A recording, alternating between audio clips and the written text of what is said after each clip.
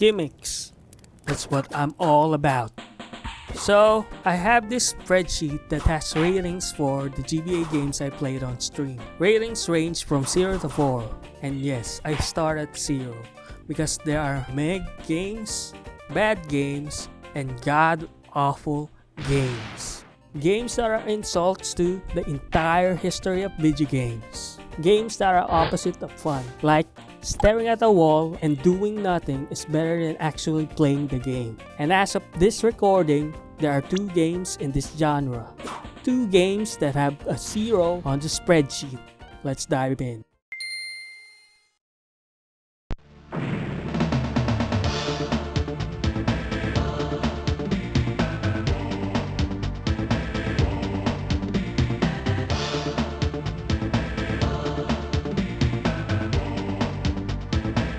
Already, this game is starting up strong with the music. But don't be fooled, this game is shit. Here's the main gameplay. Looking at this, you might think, that doesn't seem so bad. Look, you can hang on ledges.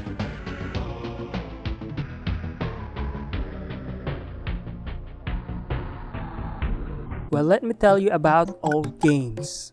You see, back then, there were only 2D games. And then, people decided, we want 3D. And they were like, sure. And they made isometric games. These games work on squares. And games like these expect you to move within those tiles. The annoying thing is that they expect you to move in this slanted direction. The up button becomes upright, the left becomes this direction, and this becomes this, and this becomes that. You get the idea. In a strategic slow burn game, this ain't a problem. But in a oh no. Yes, this game is played with isometric controls. And no, you can't change it. This is a platformer. Look at this, you have to jump to this moving platform to get to the treehouse. Whoops. Whoa, be careful. I almost fell up. Good thing the game prevents me from doing that. Whoops, still fell up, and oh, there goes my last life. And yep, there are lives in this game. Fun. If you've never experienced isometric controls on a platformer before, then good for you. It is torture. Imagine playing a third-person game and every time you move your character, it moves 45 degrees to the right. The only scenario I can think of that you'll ever get used to these controls is if you've never played another video game in your entire life. If you're like, oh, this is my game of childhood, then you have no idea about game design, which is apparently typical for gamers. Or this is the only game you played in your entire life.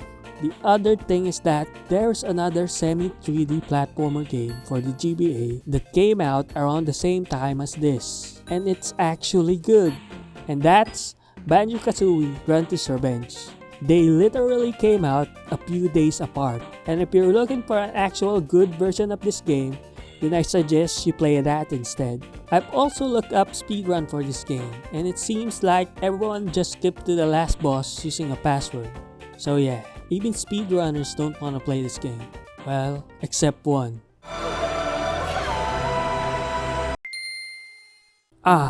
The amazing virtual seamonkeys.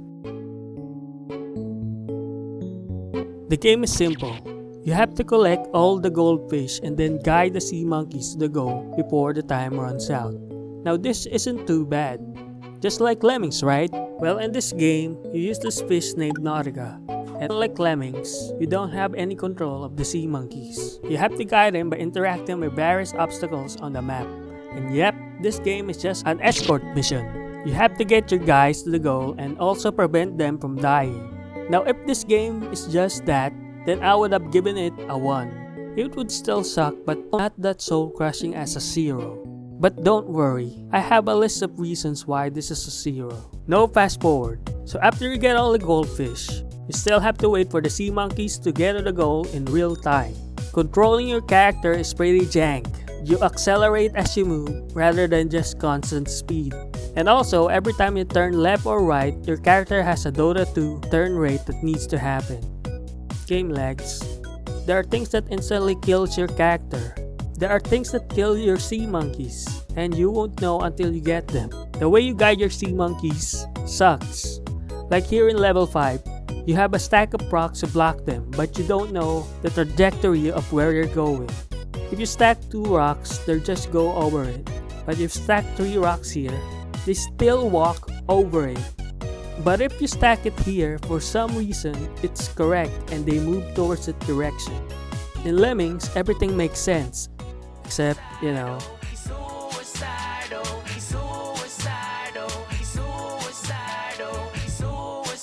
the Lemmings only move forward. If they hit a wall, they turn around. This doesn't make sense. Oh, and you know how in the Bionicle game, the music is still decent even how terrible the game is. In this game, here's what you hear.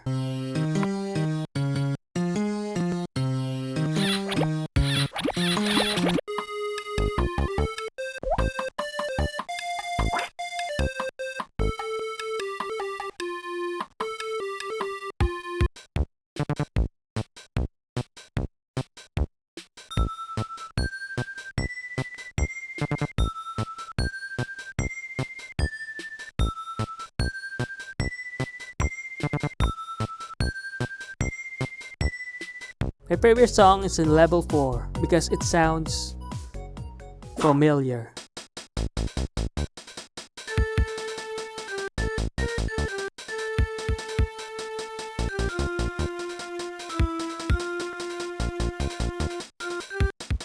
You know what?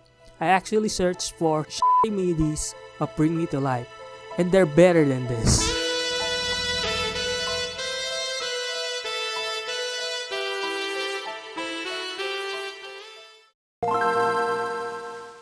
Yeah, they're bad. I don't know what else to say. Tier list. This is the hot trend right now, so I'll do one for the games with a rating of 0.